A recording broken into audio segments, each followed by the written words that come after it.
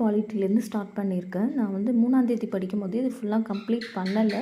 இந்த இந்திய அரசியலமைப்பு லெசன் எனக்கு சாட்டிஸ்ஃபைடாக இல்லாதனால நான் வந்து 3ஆம் தேதிக்கான ஸ்டடி பிளாக் போடலை. இன்றைக்கி வந்து கண்டினியூ பண்ணி இந்திய அரசியலமைப்பும் மத்திய அரசும் இந்த 2 லெசன்ஸ் வந்து முடிச்சிருக்கேன்.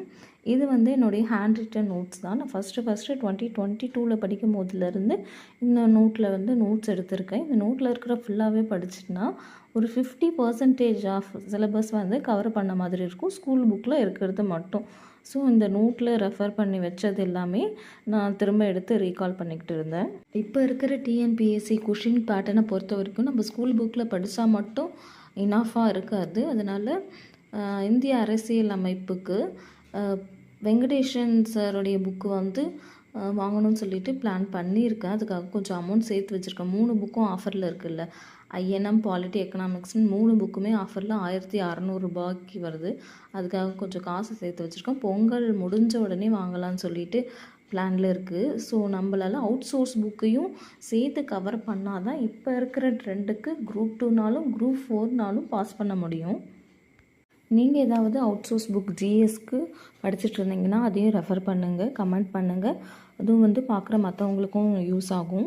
இன்றைக்கி சண்டே, அப்பாவும் சரும் வந்து வீட்டில் இல்லை. ஸோ எனக்கும் பாப்பாவுக்கும் மட்டும் சிம்பிளாக லன்ச் முடிச்சுட்டு ஒரு பிரேக் எடுத்துக்கிட்டோம். பிரேக்கில் வந்து நான் வந்து எனக்கு பிடிச்ச நீயா நானா ஷோ வந்து பார்த்துக்கிட்டு இருந்தேன். சருக்கு ஆஃபலி லீவ் முடிஞ்சு ஊர்லேருந்து வரான். ஸோ நாளையிலேருந்து ரொட்டீன் லைஃப் ஸ்டார்ட் ஆகிடும். இதுக்கப்புறம் நிறையா ஒர்க் இருக்கும். சரும் 4 மணிக்கு வந்துடுவான். அதுக்கு தகுந்த மாதிரி படிக்கிறதுக்கு ஷெட்யூல்லாம் சேஞ்ச் பண்ணி படிக்கணும்.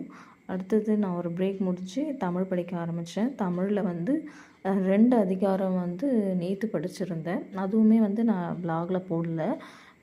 ஸோ 4 அதிகாரம் 1ஆம் தேதியிலேருந்து படிக்க ஆரம்பித்தேன். ஸோ இன்றைக்கி 4ஆம் தேதி 4 அதிகாரம் எக்ஸ்ட்ராவும் ஒன்று படிச்சிருந்தேன். 5 அதிகாரம் படிச்சிருக்கேன்னு நினைக்கிறேன்.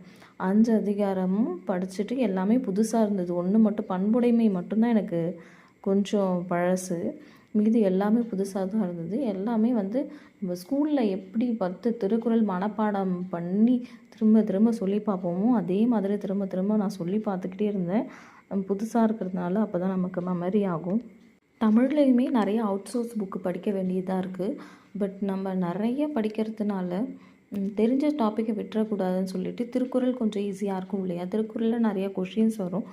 ஸோ அதில் இருக்கிற 20 அதிகாரத்தையும் கண்டிப்பாக மனப்பாடமாக படித்தே ஆகணும்னு சொல்லிட்டு டெய்லியுமே படிக்க ஆரம்பிச்சிருக்கேன். ஸோ இந்த 1 மந்த்துக்குள்ளார அந்த 20 அதிகாரத்தையும் முடிக்கணும்.